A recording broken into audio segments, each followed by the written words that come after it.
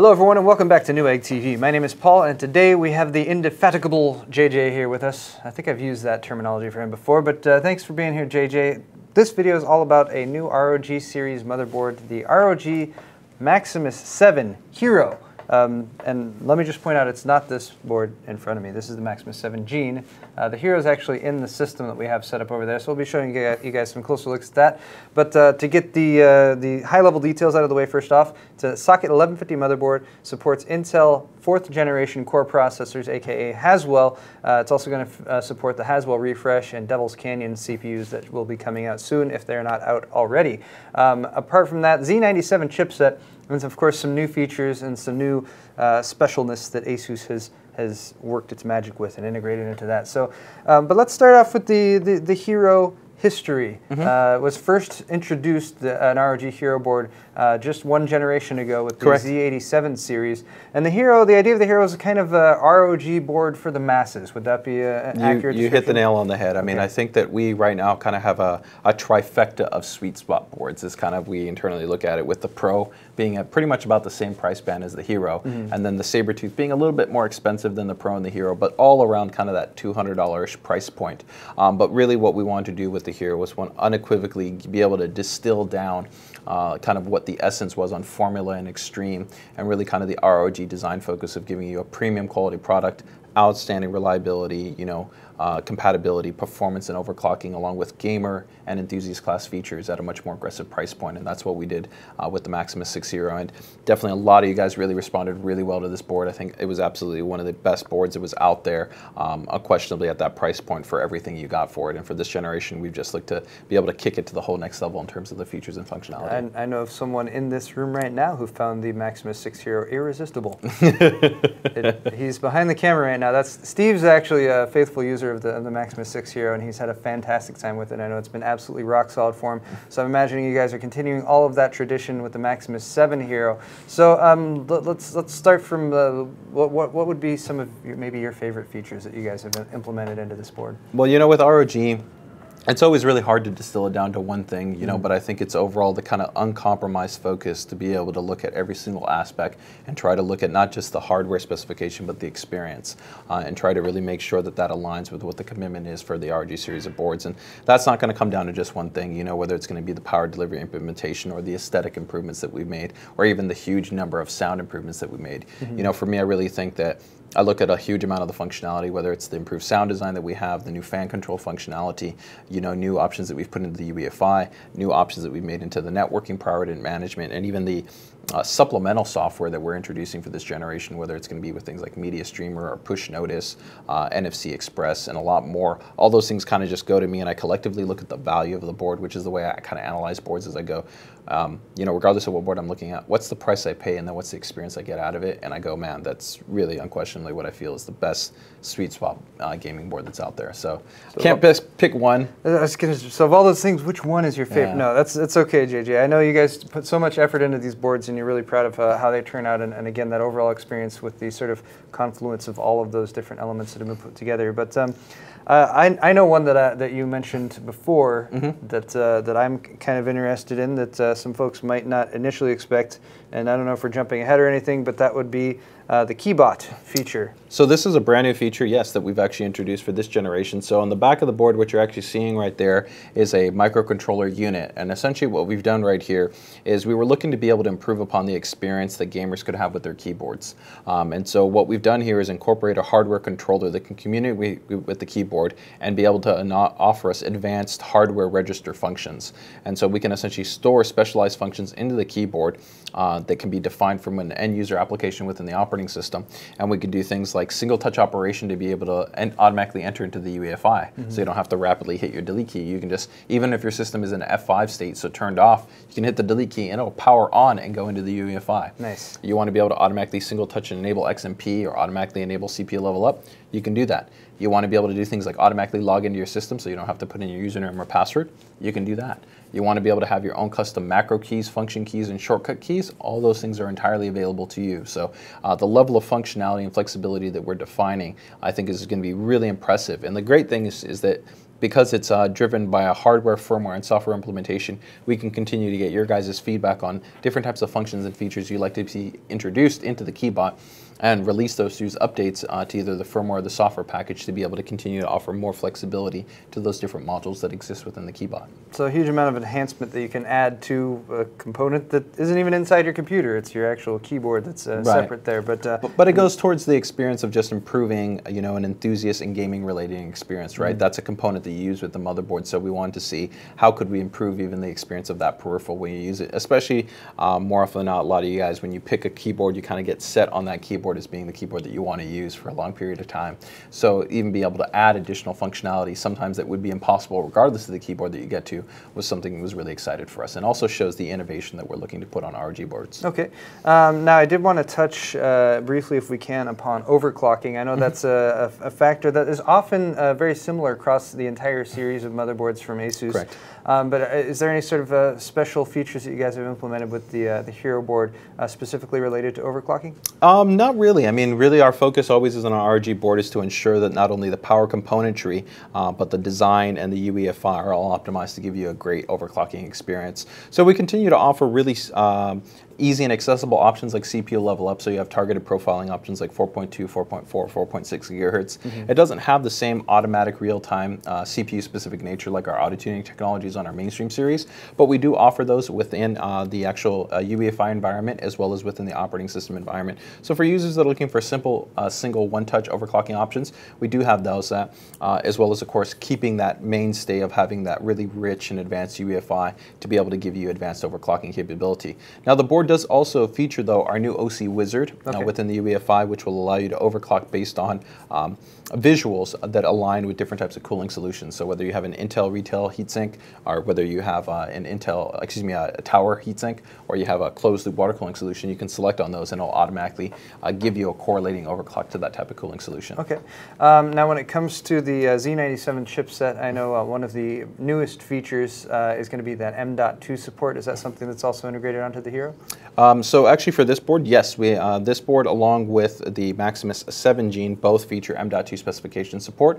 On ROG, we've done it a little bit differently, where our focus has been at giving you the best performance possible without affecting your internal PCH. So as opposed to, let's say, our mainstream series, which give you M.2 support to be able to offer both SATA and PCIe connectivity, we're going to be focusing on just PCIe connectivity. So this is going to give you the most flexibility. So if we take a look here on the chassis, right there at the very top slot, so right, I believe, let's see if I can get in here. Right in here. Right up there. That's your M.2 connection. So that's where you can go ahead and put in your M.2 based SSD, pure PCIe SSD only, not a SATA based SSD. But the benefit of that is that it will not affect the serial ATA ports that are on the PCH or the add-in AS Media 1061 SATA 6G ports.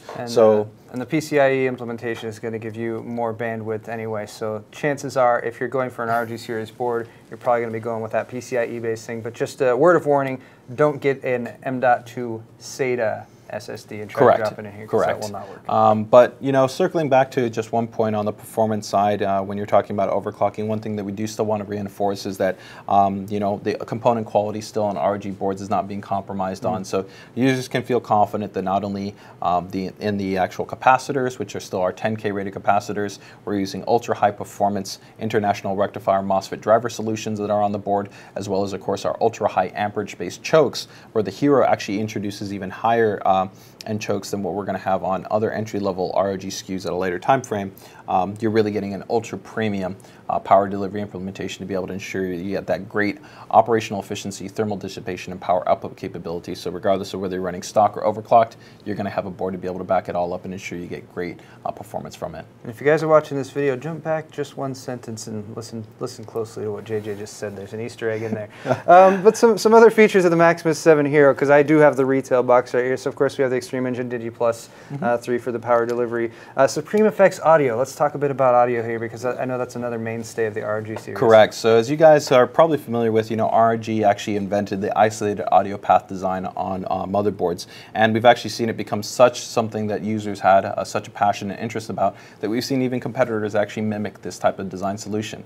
But with ROG, our focus is always at trying to evolve and improve the total experience, not just even the hardware specification. So for this generation, as you can see right there, where we're taking a look at the Supreme Effects-based audio design, we still have that. We still have, of course, the full isolated audio path. We have the Eldna audio grade capacitors, which are even better than the Nichicon audio grade capacitors. And we have an operational amplifier as well as shielding for the audio codec. You can also see one of the really cool aesthetic design touches that we haven't talked about yet, where, of course, the Maximus X0 has an entirely new aesthetic, where we also introduced a dual color PCB design implementation. And you can see that secondary color accent directly behind the Supreme Effects shielding. But referring to the audio design, one of the really things that we did was unique for this generation is we went ahead and incorporated a new type of operational amplifier that we call the Sonic Sense amp. Okay. And what this is actually going to allow users to do is when they plug into the front headphone on their system, it will automatically actually detect the impedance. So this means that when you plug in, 32 ohm, 64 ohm, 150 ohm headset, it'll automatically set it to the correct impedance. So this helps to ensure that you get the best driving experience and ultimately the best quality that your headphones can allow for. But without the user having to manually set any of these values, it'll automatically be done for you. Very nice, and that's something that can often be overlooked because for some reason impedance and the ohm rating of headsets is somehow overlooked even when you're looking at higher head. There's also the question that sometimes those settings aren't also always available in some of the motherboard designs that are out there in terms of giving you that as an adjustable option. Now outside of that though, we still wanted to improve the experience even further, so we also have a specialized function that internally we call the 3D amplifier. Okay. And what this is actually part of our Sonic soundstage function, which allows us to actually adjust a hardware register for the op amp, changing its actually aural kind of composition at how it actually sounds.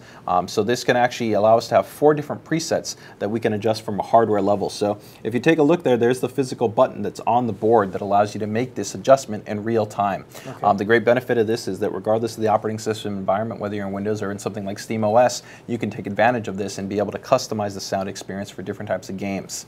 Now, this is something that's really, truly impressive because it's essentially the same as being able to bring on the ability to change out the op amp, but while still maintaining the continuity and the consistency of the audio design as was intended by our audio engineer, but still allowing you to customize it to a different type of aural experience for yourself.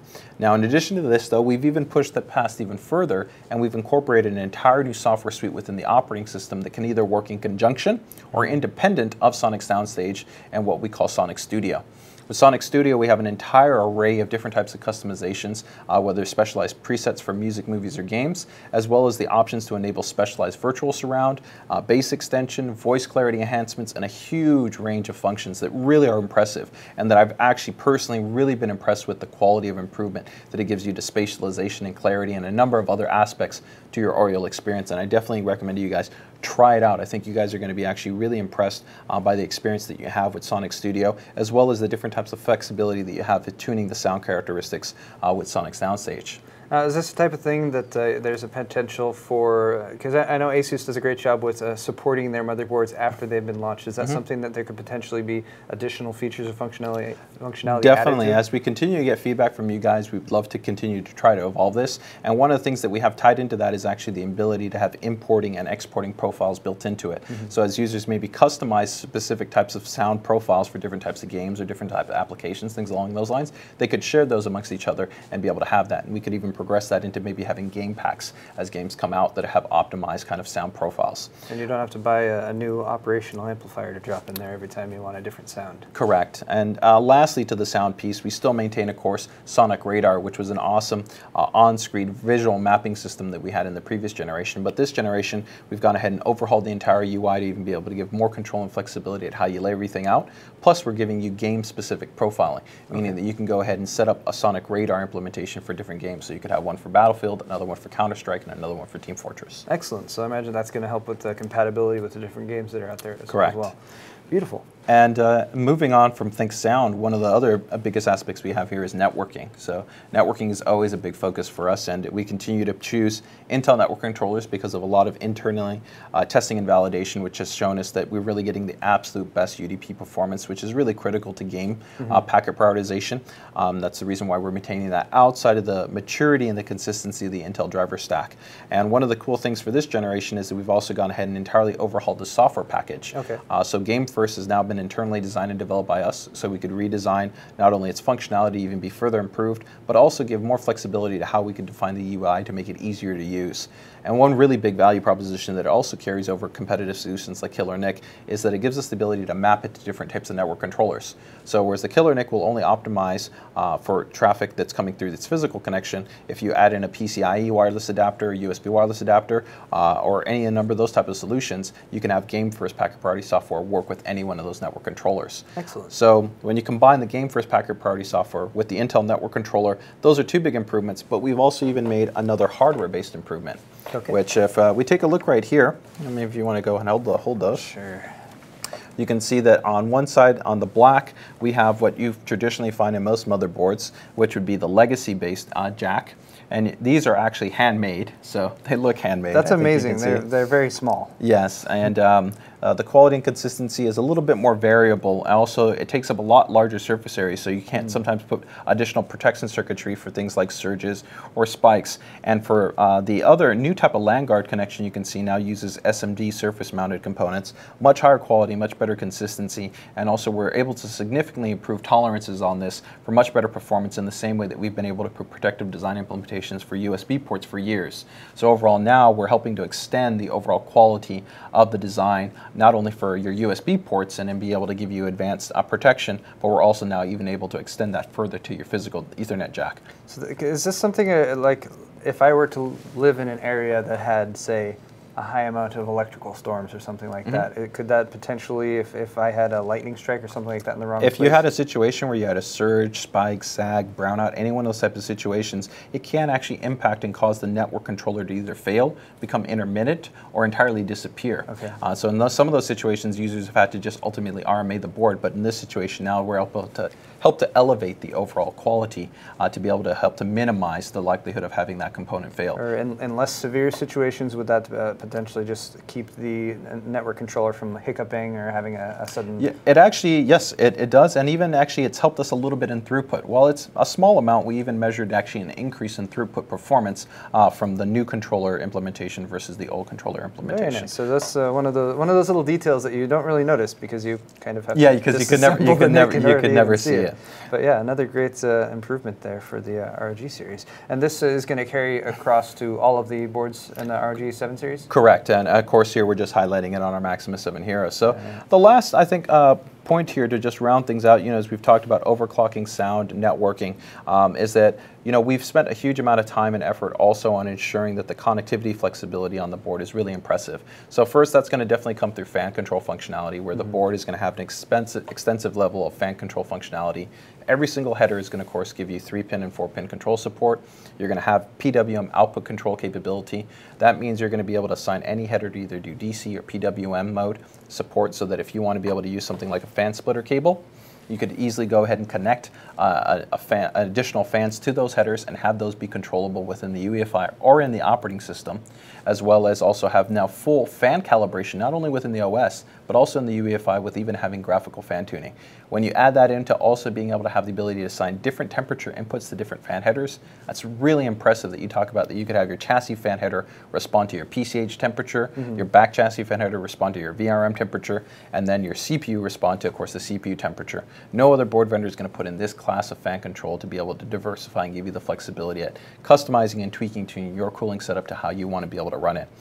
And this is another feature that ASUS has implemented across the entire Z97 series that's coming out right now. So every board from the Z97-A and above will all feature Fan Expert 3. Very nice. So that allows you, just to clarify here for you guys in case you didn't fully understand, you plug in this to your fan header on the motherboard, get some extra power from your power supply, and then you can plug in additional fans and control those all via the enhanced Fan Expert 3 You would need to make sure that that header is operating in PWM mode, though, as opposed to DC mode. Okay, so that is a distinction point. And lastly, you can see that we've got quite a number of different accessories out here, whether it's going to be the Thunderbolt 2 EX2 card, which allows you to quickly add the fastest I/O connection standard that's out there.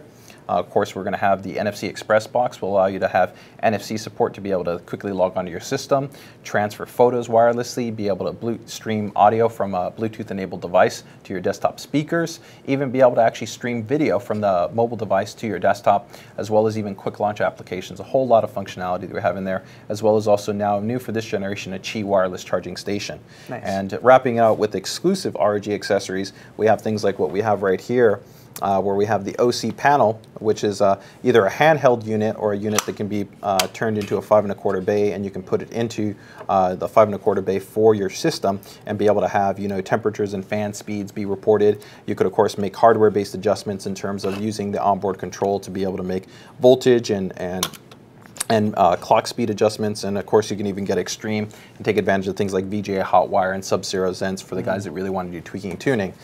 For the more normal guys, we've got things like the ROG front base, which is installed here on our front chassis, which is great because, of course, this little hardware-based device has a very high-quality, shielded, isolated stereo cable, which will plug directly into the Supreme Effects audio header, helping it to give us the absolute best headphone, headset, and microphone experience, as opposed to sometimes the limited cable quality that comes inside of a chassis. So you can actually have front panel mic and headphone jacks that don't have interference? Yes. That is amazing. Yes. And help to ensure that improved sound design that we're incorporating really helps to give you the best experience possible. Excellent. So all those accessories, of course, are sold separately, but they're all available and they're all compatible with the Maximus 7 Hero. Now, JJ, if you don't mind spinning the case a little bit back around again, I did want to finish here just giving you guys one last look at this board aesthetically. The ROG series has always looked really, really nice since you guys have introduced the line. This board is no exception. So you guys will notice on the chipset heat spreader there's actually LEDs that kind of go across that. Has a pulsating glow that it will kind of fade in and out, and it looks really, really cool. And you got the ROG I logo right there. Yeah, even that portion is actually, that's a clear acrylic. Okay. So it's got a really nice clean shine to it, so that when those actually row of LEDs shine on it, it has a really nice backplate glow to it. And that of course complements the other glow that we have on the LED light strip for the Supreme Effects audio design that's on the other side of the board. And as also you can see directly above and below the PCH, we have those secondary color accents from the dual color PCB. So I think overall when you take a look at the board, everything from the VRM heatsink that has the dual color PCB to the PCH to the Supreme Effects, the matte black PCB, even the chrome nickel socket, the board is really just an awesome looking board. Very, very nice. So some excellent aesthetic implementations there to make sure that, especially if you have a case such as this one, the Corsair 760T with a big old side panel window, you're going to be able to get a nice look at your hardware. And JJ set this system up with some beautiful, beautiful accessories, some nice sleeved cable kit for the power supply and all that good stuff. But we're mostly talking about ASUS stuff, not necessarily beautiful Corsair stuff as well. But that's going to wrap it up for this video, guys. JJ, thank you so much for stopping by today and sharing all this information. As always, thank you for having me, man. And thanks to you guys for watching. Of course, don't forget to leave us a comment down in the comments section below. Let us know what you think of the new Maximus 7 Hero from the ASUS ROG line. Again, Z97 chipset, 1150 socket for Intel's 4th generation core processors, Haswell refresh, Devil's Canyon. All either out now or coming out very soon, and we'll see you all in the next video.